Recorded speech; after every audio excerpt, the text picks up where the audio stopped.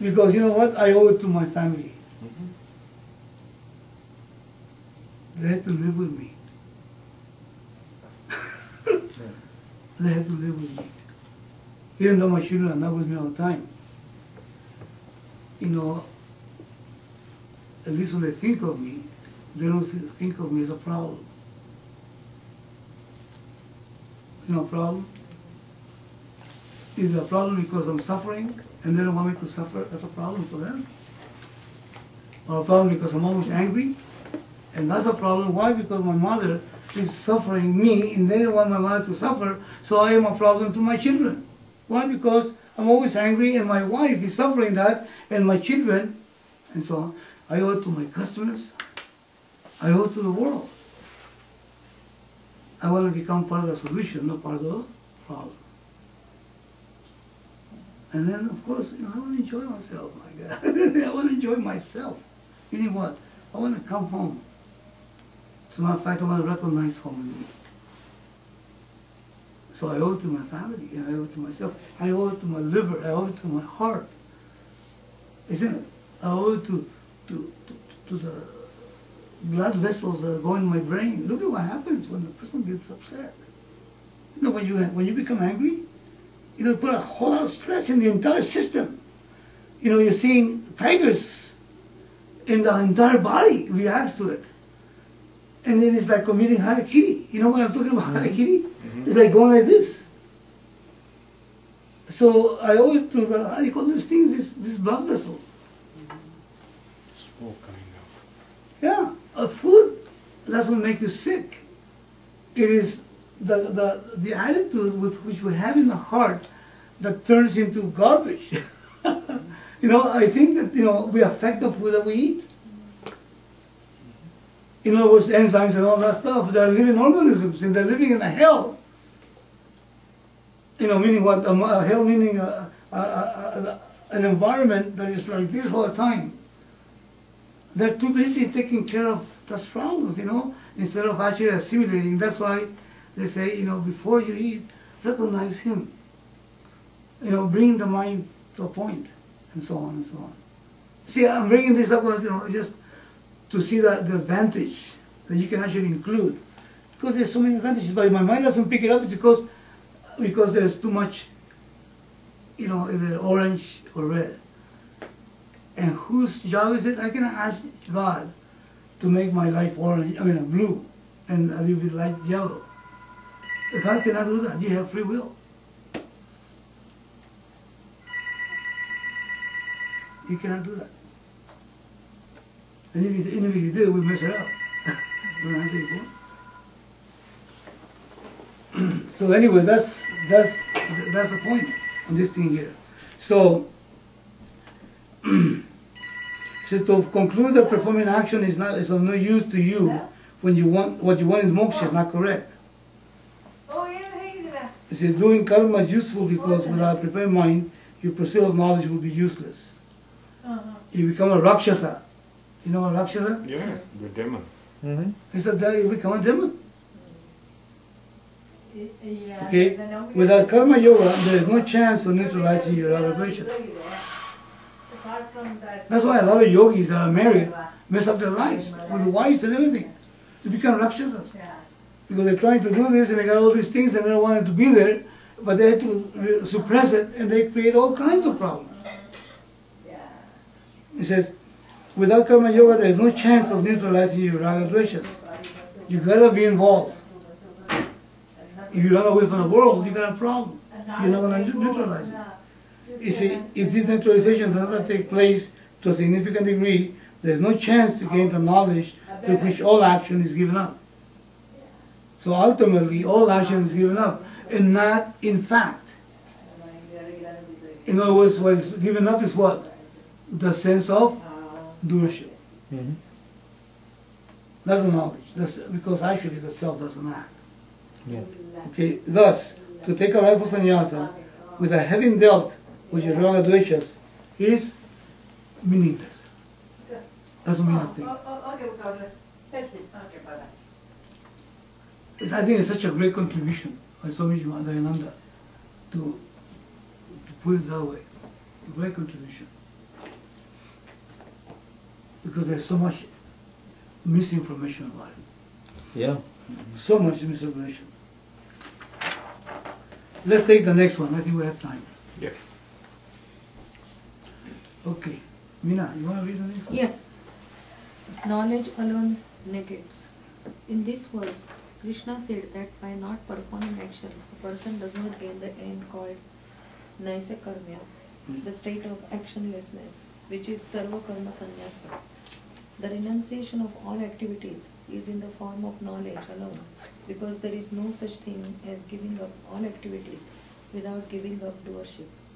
Why not just give up the doership then? But how are you going to give up the doership when you are the very doer? If you think you can give it up by just deciding to do so, who is the one that makes the decision? How are you going to give up the doer who is deciding? Therefore, you are not going to give up doership this way. Okay. This word is not used before. This word that he's using in Sanskrit, Nishkarmya. Nishkarmya. Yes. And he's referring to what? The state of actionlessness. Actionlessness meaning what? Abstinence. No. That you are not doing it. The self doesn't do. Then who does? The karta does, but the self doesn't do. Karta meaning the body, the mind, the senses, they perform The actions body is and all doing that, it up. but the self doesn't do anything. It's like let's suppose there's a murder on the screen. The characters in the screen are the ones that commit the murder, but the screen doesn't do anything. Understand the point? You see the idea? That the table is there, but the wood is not tabling, it's just being wood. And it has nothing to do with table. So there's no relationship between table and wood. In other words, so here you have the personality. And the personality, of course, in the mind does. Talks, walks, comes, goes, takes, gives. Fine, that's true. But I, Atma, I am Akarta, I don't do. That's what's called, that knowledge is a state of, what do you call it? Nishkamya. It's called the state of actionlessness. I have a heck of a time translating that into Spanish. Because in English you can do that, actionlessness. Actually, I don't think there's such a word in English. That's right. Yeah. But he's actually using it, he's actually adding the infinitive, the ness. Is that what you call infinity? Mm-hmm. Infinity. Endless. That infinity, in other words, absolutely does not action. Does not act. So when I translate it into Spanish, I have to say absolutely no action. In other words, a non-action absolutely, in an absolute sense. I have to use 3 words to be able to do that. Because in Spanish, I have no way of saying actionlessness. Very difficult. So to communicate it, it's hard. And sometimes the students that read this by themselves, and they can say, "What do you mean actionlessness?" So I have to put a little bit of a explanation, note by the editor. This is what it means. So try to, just like I do here a little bit. It's challenging to do that in Spanish because there's no such a word. And Swamiji is using a non-word because I don't think there's a word called actionlessness. But when you say actionless, that's good. Actionless. There's a word, right? Right. Actionless. Non-doer, No, it says actionless. In other words, no action, no action. Yeah. no action, no action. In other words, absolutely no action. The ness gives it a sense of absolute, whatever you call it, yeah. But he's referring to He's making abstract noun out of that. He's making an abstract noun out of it, yes. Yeah. and also it's a condition, right? It's a state, he calls it a state. He calls it a state, in other words, it's not a condition. Well, yeah, I guess you can say that. It's like, for example, here, the waves are moving, but in fact the water doesn't move at all. It's just the H2O doesn't go beyond its banks. It stays there. But there's movement and so on and current, but H2O is still motionless. Motionlessness. Motionless. Action. Yeah. Yeah. Motionlessness. Yeah. Wave See, is moving, but not the water. That's right. So here you have the characters. Oh, look at the dream state. So you're dreaming, and in the dream you take a trip, and you change planes and everything, and then you lose your cab and you're running about and everything, and then you're sitting in the cab. So there's all these actions, right? That's the character in the dream. But then you, the dreamer's mind, everything is happening in the dreamer's mind, and you're not going anywhere. You're not running. You see, you, the dreamer, the one that is dreaming the dream, is not running. He's not missing the bus. He's not sitting in the cab. He's just being the vastu, the support of that dream. And if the character in the dream recognizes himself to be nothing but the dreamer itself, then that person, even though he's doing, he knows he is not doing because he recognizes himself as that which is the cause of the entire dream. You see the idea? So it's exactly the same thing. So you and I are characters moving about. And we are oblivious to the fact that we are not the character. We're not the person. We are that upon which the entire whole thing is taking place. And everything you look at, including space and time, is nothing but myself. Like in a dream. Everything in the dream is nothing but the dreamer's mind. But if the characters are oblivious to it, they'll suffer the consequences of their ignorance. But once a character recognizes, I am the dreamer, and there's nothing happening, everything that's happening here is nothing but Maya, Mithya, then that person can continue doing, but he's not doing. That's a state of actionlessness. That's sarva karma sannyasa.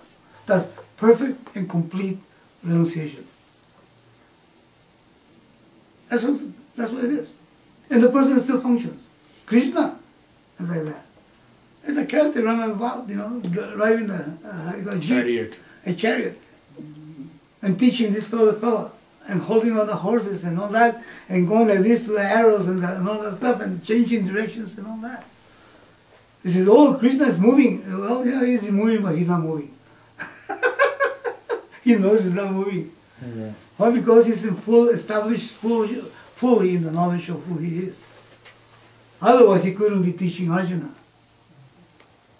But he's not getting hurt at all. That's right. On the walk.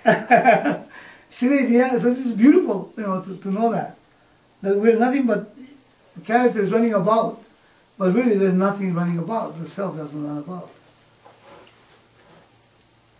So then action becomes a privilege. You understand what privilege is? Action, to act, the desire becomes a privilege. You know what a privilege is? Not because you have to, it is just natural, it's just a privilege to act. You talk, you teach, you learn, it becomes a privilege. So then you're privileged all the time. You know what it is to be privileged?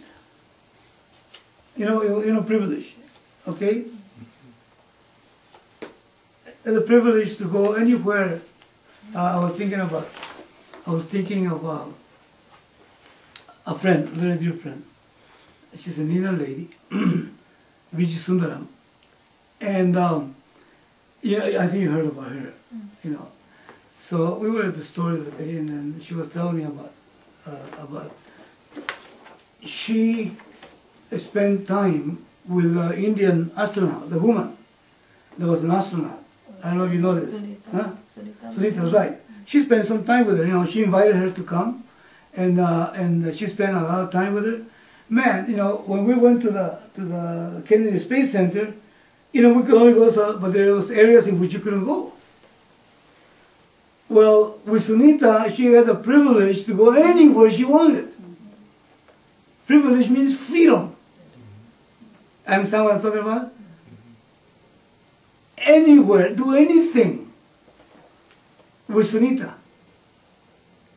we thought we went on the red carpet thing. It's nothing. And this woman was with one of the astronauts. And she went all over the place. And she didn't just go out in a mock-up or anything, she went to the real thing. Now that's privilege. Privilege is a freedom. You understand now what I mean? Unrestricted. That's right. Your children are restricted to a point, all the time. And as they grow up, you start giving them more privileges, right? Mm-hmm. But before it was a binding thing, and there was not even, you didn't even look at that side. Now they become older, okay, go ahead. Now the privilege because of age, now they get how do you call this, a driving license that says I'm 21, the first boy they meet, God. Why? Because before they couldn't go in there, isn't it? Now the privilege, age gives him privilege. Okay, a person has a PhD, the guy has got privilege that other people don't have. Privilege is not, isn't it? Us workers, if you look up and say, oops, I wish. So therefore, the sannyasi, the sarva-karma sannyasi is a privilege. He has the privilege to feel, has a privilege to go, the privilege to come, the privilege to want. But he's not coming out of a sense of want. He has a privilege to want. It's a privilege to want. It's a privilege to desire. That's beautiful, man. That's privilege is freedom. So here in the dream world, so you are this character now that is going about, and everything is limited. But when you recognize yourself to be the dreamer itself, so then you function and you're free. And now you're privileged to act and not to act, and so on and so on. This is a complete, now the creation was made in such a way, if it has to continue on, the creation was made in such a way that it give you the freedom of choice. But you know what? The freedom of choice is, we don't exercise it. We're ruled by raga-dveshas. Limited in power, limited in time, space, objectivity. As objects were limited. When the person gains self-knowledge, then all the stops are taken away. Like the flower in the garden. There can be all this meant to be, fully, without problem. That's what it is. Why? Because now the person has no stops. It's called sarva-karma sannyasa. And that can take place for the sannyasi, for the person that takes on the life of sannyasa, or to the person that is a karma yogi. That's the privilege you have. Now, the thing is to claim it. To live up to it. To claim it. Yeah. I need to claim it. How can I claim something I don't understand? So I have to understand it. That's why knowledge is a sadhana. That's why we study the scriptures, because this mind needs to pick it up. How can you go for something you don't understand? If the understanding is fuzzy. That's what you gain. The freedom. It's called moksha. That's wonderful. Okay, let's just, we finished this section, is it? This is where is knowledge along the gates. Did we do that yet? Yeah, nice kamya. In this verse, Krishna said that by not performing action, a person does not gain the end called nashkamya, the state of actionlessness. In other words, people think that you don't have to do anything. In other words, since the nature of yourself is actionlessness, so therefore that you shouldn't do anything. He said, no sir, you got to perform action. In other words, don't go out and renounce the world. You have no business doing that. He says the renunciation of all activities is in the form of knowledge alone. Why? Because there is no such a thing as giving up all activities without giving up doership. This sense of doership is very difficult. And you cannot do actions and then give up doership. It's very difficult. He says, why not just give up the doership then? But how are you going to give up the doership when you are the very doer? In other words, the identity is with the doer. You have no other me. I am the doer. Aham karta asmi. I am the doer. And then he says, if you think you can give it up by just deciding to do so, who is the one that makes the decision? So the decision is a desire, is an action. So who's the one is I am deciding? Meaning what? You're not giving up anything. Well, because you're the one that's deciding. The sense of self is there. Say, how are you going to give up the doer who's deciding? Therefore, you are not going to give up doership this way. There is a way to give up doership, but not this way. Not this way at all. Okay, we're going to finish the last part next week, okay? I think that's about time. Unless you want to do it now. You got another paragraph. You want to, Sure. please read the last paragraph. Let's listen to the last paragraph. Giving up the doership does, however, go away in the wake of knowledge that I am Atma Brahman, which is not the doer. This knowledge alone negates the doership in the Atma. Nothing else will do it. To think that surrendering is another way to reach God is certainly not correct. For how will you surrender? He is one who surrenders. You are still left with having to give up the doership. Giving up dharma and adharmas give up the concept of No, let's stop right there. Because we're getting into the next, let's just look at that. Okay? The first Look at that first paragraph. Okay. So, what will take care of doership? What will take care of doership? The I am knowledge Atma. that I am the Atma. I am the Atma. And that Atma is what? Not the doer. No, that Atma is Brahman. Brahman, yeah. The table has to give up tableness. How is he going to give up tableness? He says, I am wood. And that wood is a wood everywhere, in other words. So I am Atma, I am the Atma. And Atma now is placed in the right place. That Atma which is Brahman. Not because we call Atman the body sometimes. Isn't it? We call Atma the mind. We call Atma the buddhi. Where identity, in other words, identity is there. We call Atma the whole jiva.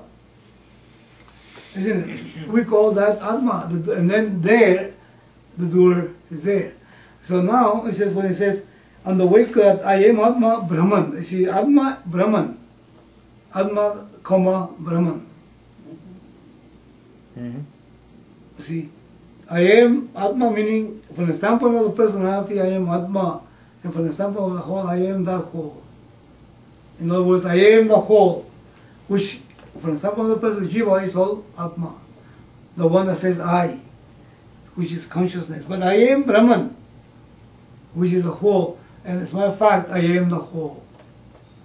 As a matter of fact, everything is in me. Everything is in me. Meaning what? All time, space, all forms, nama rupas, abide in me. I am the content of them all. That is the knowledge. That's what will give you the doership. Now because the identity is not placed where? In the personality structure. The personality structure becomes like a tool, an instrument of function to relate in the world of Maya. But you are very keen and aware that you are not that. Only then doership is taken out. Otherwise, he says it will not happen. Okay, he says, I am Atma Brahman, which is not the doer. He says, this knowledge alone, only this knowledge, negates the doership in the Atma. Nothing else will do it. It's impossible. To think that surrendering is another way to reach God is certainly not correct. For how will you surrender the one who surrenders? You see what I'm talking about? The eye is placed on the mind. How are you going to surrender yourself? How do you surrender the one that surrenders? It's impossible. So the only way to surrender is to know that that is only mithya, apparent. But if I give it reality, if I say satyam, then I cannot get rid of that. I had to see it as mithya. But in order to see it as mithya, I need to know satyam. Mithya means is apparent. And in order to know the apparent, I need to know what's real. And that real, if I know is myself, then this personality structure, then I can give it up. Give it up meaning what? I'm not that. And everything it does is not me. It does it in me, but I'm not doing it. So then you're still left with having to give up the doership. It's very difficult. So self-knowledge alone will take care of it. We'll continue next time to see what this verse from the Mahabharata will talk about. Okay, but I just wanted to start with that. Do you define doership to an individual, or do you define doership to your knowledge? How do you?